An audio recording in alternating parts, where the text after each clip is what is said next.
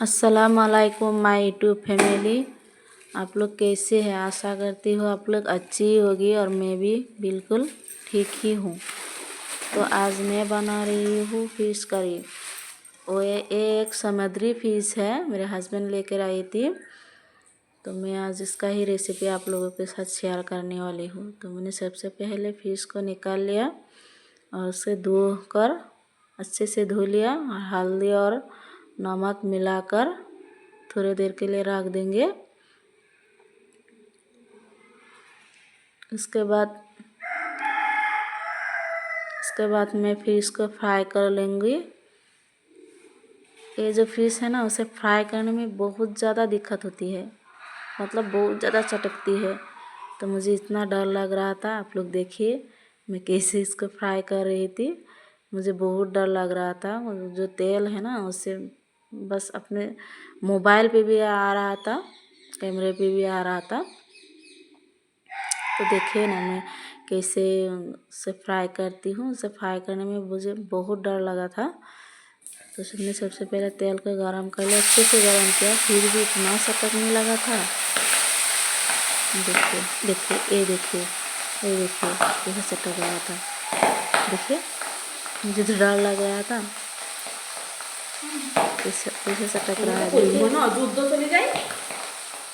जैसे तैसे मैंने फिश को फ्राई किया है नमक डाल के। तो देखते हैं मैं इस रेसिपी को कैसे बनाया हूँ। ज़्यादा दिखाना भी नहीं हुआ, बहुत ज़्यादा चटक रही थी। पूरा मेरे किचन तो पूरा तेल तेल हो गया। देखिए कितनी दूर से मैं इसे पलटने की कोशिश कर रहा हूँ, तो फिश तो गया है। जैसे तैसे करके नहीं दिखाया है मैंने, जैसे तैसे करके मैंने फिश को फ्राई किया है।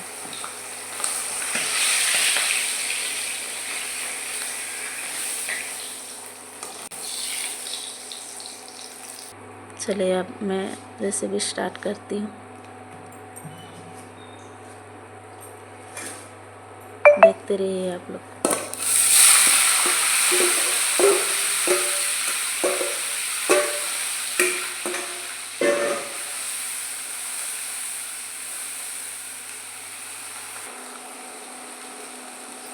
और मैं जैसे बना रही हूँ ना, ऐसे बना कर खाइएगा, बहुत अच्छा लगता है इस तरह से फिश करी बनाने में,